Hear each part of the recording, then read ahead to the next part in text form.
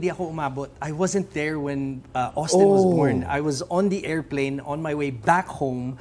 The Voice Kids coach Billy Crawford absent daw sa pagsilang ng second child nila ni Colleen Garcia. Sobrang bilis ng pangyayari kasi yung unang text ng pinsan ni Colleen sa akin, sabi niya, ate is going in labor. 24 hours pa yan. Okay. Few minutes later, ate gave birth. Ibinahagi ni Colleen sa isang post na nagpunta siya ng ospital dahil nag-active labor na. Matapos ma-check, naglakad-lakad pa raw siya hanggang sa makaramdam ng sakit, kaya dinala na siya sa delivery room. Pero hindi pa man siya nakakarating sa kama, ramdam na raw niya na kailangan ng umire. On her third push, tuluyan na raw lumabas si Baby Austin na nasalo agad ng kanyang mommy. Kwento pa ni Colleen, nagpapa-IE o internal examination lang daw siya na may dim lights, music at nakababad sa tubig for her second water birth.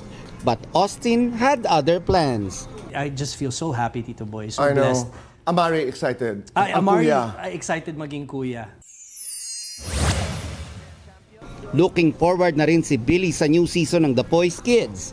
Kasama ang new coaches na sina Zach Tabudlo, Paulo and Miguel Guico ng Ben & Ben. At ang nagbabalik coach na si Julie Ann San Jose.